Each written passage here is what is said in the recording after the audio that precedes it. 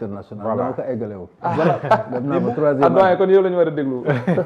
mais pour yow bi muy wax ci Donald Trump ba nit nga gisoon balaa dara. c'est-à-dire que wax naa leen que sa njëlbeen nee naa leen Ousmane Sonko porte 5 habits. et son génie pour ne pas dire son talent. c'est jumagu ci benn yoon. si mbubb mi mu war a sol en fonction des contextes et en fonction des circonstances des espaces et des lieux. jaawalegul mbubb yi. jaawalegul ci benn. hier à la limite il a parlé sous 5 statuts. statuts yëpp effectivement mën nañu converger sur li mu wax amul kenn ku ñu ci mën teg buñ ci duggee nag ci affaire u Trump bi mu ubbee. waaw damay wax ni en fait hier Ousmane dissertation rek la doon def mais dafa commencer par. en parlant de littérature. kenn bokkum nee na. bu ñu wax français dëggantaan. waaw un homme de paix mën nañ koo wax. xam nga yow nag. un homme de paix mën nañ koo wax. kooku dafa traduire ci wolof rek. mais un homme de déstabilisation. waaw nee na loolu du tubaab bu jub. non xam nga nag Thierno Bocoum moom a gën dégg tubaab de. bootul debout assis couché il parle français il maîtrise wu ma un facteur de déstabilisation. boo dindee facteur def ci nit dafay nekk lu ànd. waaw de déstabilisation. d'accord Thierno moom des fois il donne de très bonnes occasions. la langue française évolue. et jusqu'à preuve du contraire fi mu nekk français yi mënuñu ci def leneen lu dul kontaan. ok marocains yi dañ leen daan jàppale sax ñoom Tahar Ben Jelloun dañ wax ni fi mu nekk nous avons mission de déstructurer la langue française pour l'enrichir. d'accord loolu leer na. léegi waaw pour revenir à la question. waaw loolu parenthèse la woon. waaw Ousmane Sonko dafa mel ni dem dissertation la dafa doon rendre copie sur une copie. comment. le texte de la dame Roussy Caroline Roussy. waaw c'est une thèse. thèse. waaw dafa doon rendre une thèse sur une thèse.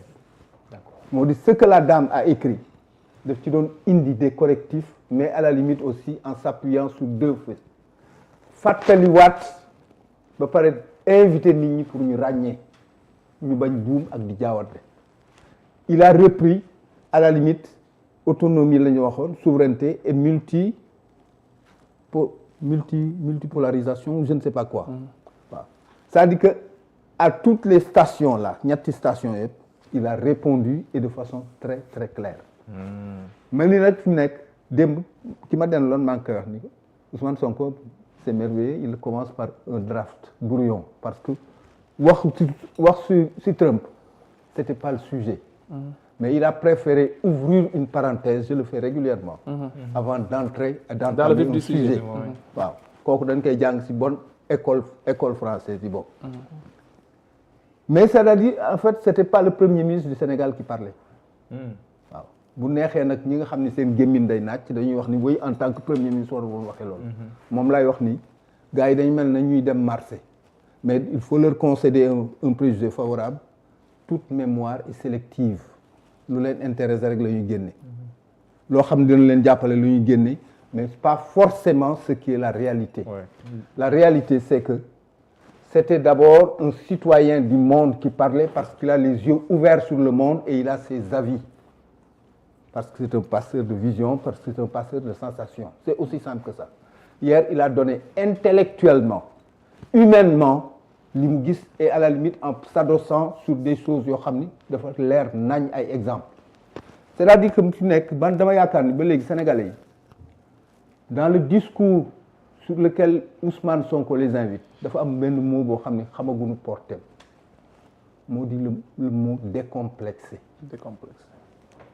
waaw au niveau du comportement on en est encore à attendre xëy na ça va évoluer plus vite qu'au niveau intellectuel parce que ñi doon ŋàññi loolu c'est des gens qui sont censés devoir être du côté de Ousmane Sonko pour savoir que ni fi mu nekk de la même manière que Trump peut se lever au beau jour bien qu'il soit le président du pays le plus puissant du monde nit dong la mën a traiter nit ñi de pays de merde di traiter ay nit de merde boo ko répliquer nit ñi trouver un scandale c'est-à-dire que xam nga yooyu lan lay indi. daa am doole. waaw réewum am doole. xam nga loolu lan lay indi. Non pas ce que Baudelaire appelait des réflexes de pauvres mais des réflexes de coloniser.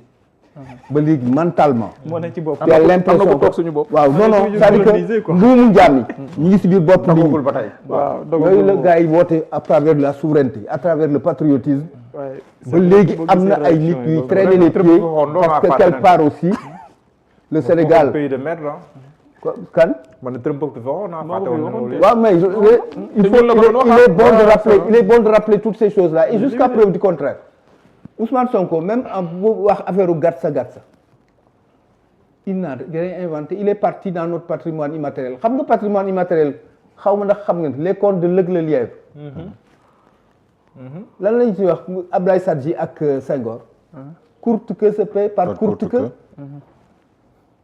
ngàtt ngeen ak fay c'est-à-dire que du saaga da ngay toog rek mais les gens ne discutent pas sérieusement. les nouveaux comptes d'Amadou Koumba boo demee pare. ah tu vas en Israël. ñu wax la fi nekk œil pour œil. waaw œil pour œil. mais gàtt la. mais moom toog rek ne c'est-à-dire que ñooy kii du ma wax sax bëggoon naa wax chrétien mais du ma ko wax.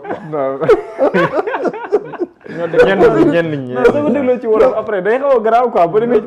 mais c'est la réalité il n'a pas fait autre chose mais dafa autre problème moo di. y a des gens yoo xam ne foncièrement dama am yaakaar bi mais il faut leur accorder ça aussi. Le Sénégal est un monde et dans un monde il faut tout. am na yoo xam il faut même pas tolérer Ousmane Sonko en photo. mais Sénégal lañ bokk. il faut que les gens prennent de la hauteur pour savoir que ni fi mu nekk Ousmane Sonko ne fera jamais et ne doit pas faire du tout l'unanimité.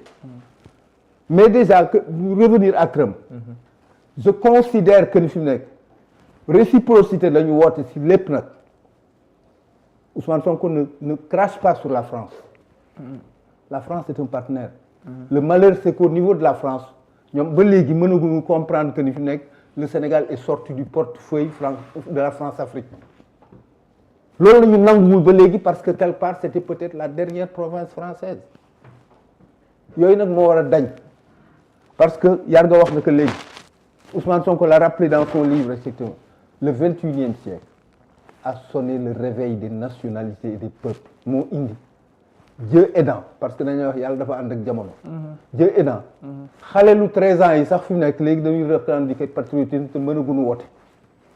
pour dire simplement que ni fi nekk c'est le monde qui évolue et il faut que les Sénégalais tey ji am na nu mu doon demee.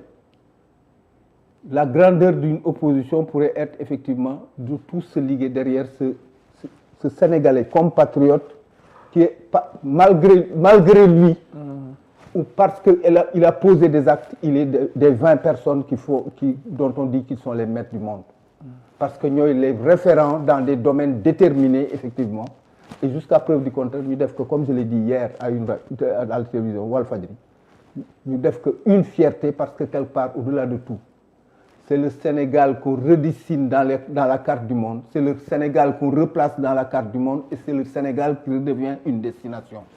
Wow. Mais toog du kërti Donald Trump à la limite, bof, c'est pas un exemple parmi 1000 quoi. Ça dit que, wow. Mais là, da ngay considérer que Donald Trump, Donald Trump, c'est le dollar personnifié. day fluctuer. waaw day yëg ko wàcc. waaw yëg wàcc rek la fi nekk. à tel point que fi nekk bu defee lii tey jii nga ni ëskay bala ngay pare ba watu mu def leneen.